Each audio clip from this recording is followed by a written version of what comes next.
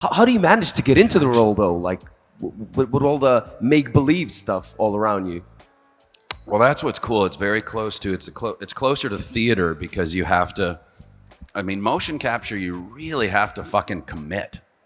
You know, you have to believe you're, like for Trevor, in that trailer, in a hot desert.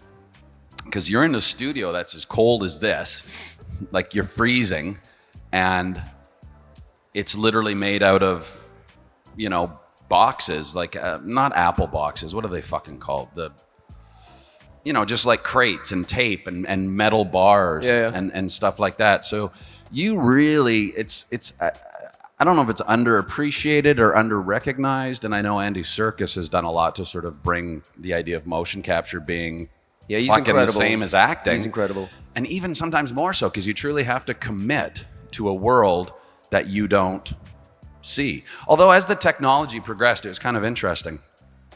I just, like, you start to remember things.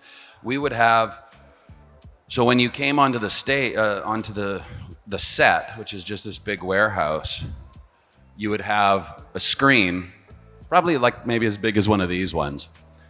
And so you could see and I would call it an avatar. And then everyone at Rockstar would be like, it's not an avatar. And I'd be like, well, whatever, it's a cartoon version of me. I'll call it what I want. And so you could see, so right now I would be looking at Trevor. God, look at that forehead. I could have a family, like, because the planet is getting overcrowded with too many people. I think my forehead could become a home base for a small family. It's getting larger and larger.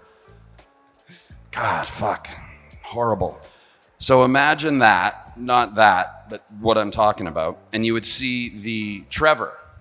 Like, so I'm in my motion capture outfit, and you would see me on screen and also the environment. Would you freak out then? Would you freak out? Like, what the fuck's going on? It was weird, and by the end of the shoot, it took about 4 years to film the whole thing.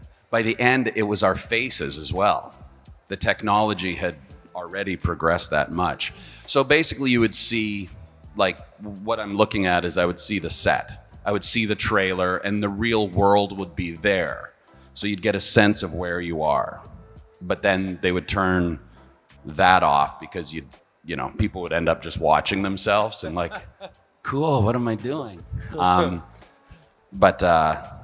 Yeah. Yeah.